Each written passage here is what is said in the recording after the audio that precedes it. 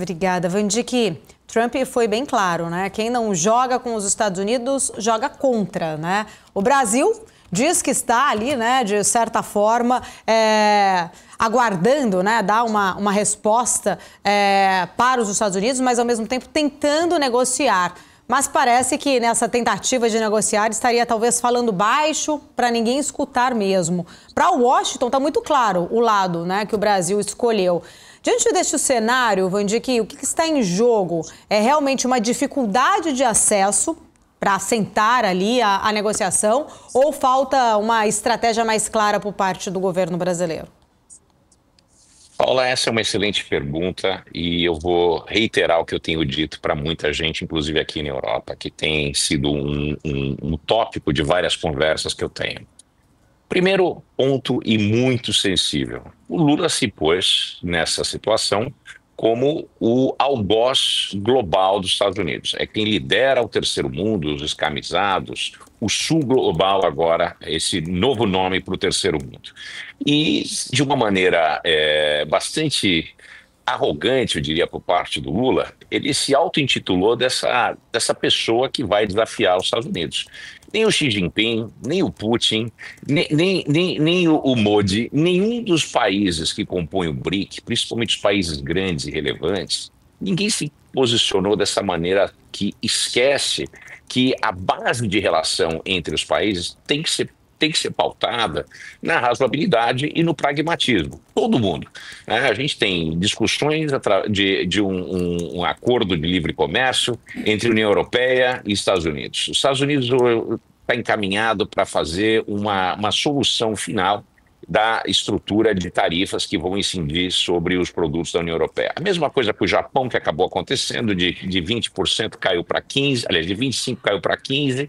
A mesma coisa aconteceu com o México, a mesma coisa aconteceu com o Canadá e assim por diante. O que acontece com o Brasil? Essa posição tão extremada do Lula, né, e não é somente em questões políticas, né? Nós temos também essa questão econômica da sugestão frequente de criar uma moeda que é uma coisa totalmente estapafúrdia, né, para substituir o dólar. Quer dizer, aí a gente entra naquele mundo do que eu chamo de International Political Economy, que agora está sendo apelidada de geoeconomia. Pois é.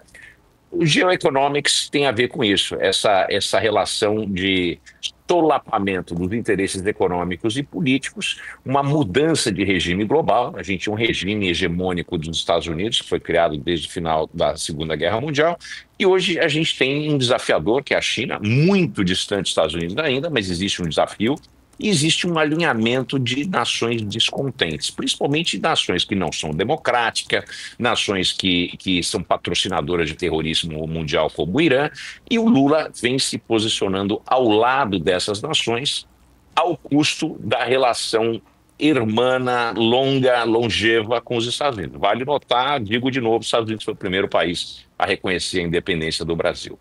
Então, o que a gente acaba tendo? A gente tem em jogo a sobrevivência do pouco que a gente tem de valor adicionado no Brasil, que é a Petrobras, desculpe, que é a Embraer. A Embraer é um gigante nacional, é a grande empresa brasileira de valor adicionado, e a Embraer tem como seu primeiro destino de exportação os Estados Unidos. Os Estados Unidos compra 22% de todos os produtos de alto valor agregado, de tecnologia brasileira, etc. A China, que é a nossa grande amiga, que a gente tem se posicionado cada vez mais ao lado da China, né? Uma escolha que tem se tornado muito patente por parte do Lula, em todos os eventos globais. O que acaba acontecendo? A China não consta nem entre as top 50 compradores de produtos de alto valor agregado brasileiro.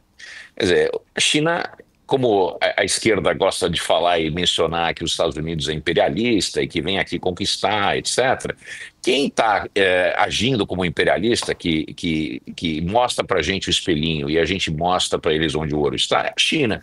A China vem para cá, vende uma porção de coisas de alto valor agregado, com preços muitas vezes subsidiados, principalmente os carros elétricos e híbridos.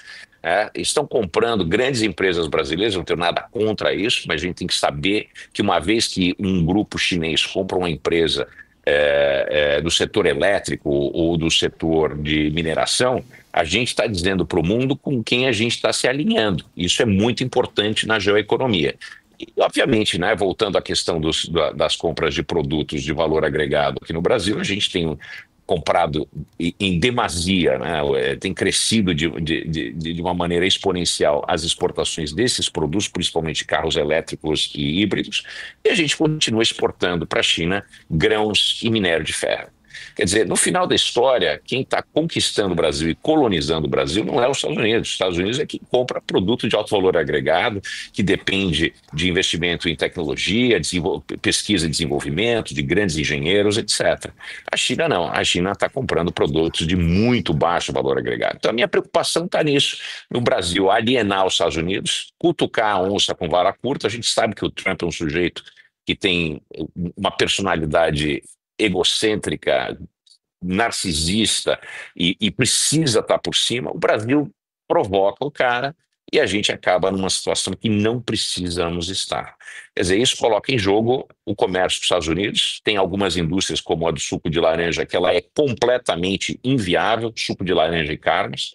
E a Embraer, só para que a gente tenha uma ideia da dimensão, cada jato executivo, eu não estou falando nem do C-390, eu estou falando dos jatos, os Legacy, etc., vão ser adicionados mais de 9 milhões de dólares por avião, né, por aeronave, o que faz com que existam opções mais interessantes, se é isso que a gente vai conseguir. Na minha opinião, na minha visão sobre esse tabuleiro de xadrez, o Trump vai fazer do Brasil um exemplo, vai crucificar o Brasil para mostrar o que acontece com países que não se alinham ideologicamente, economicamente e politicamente com os Estados Unidos.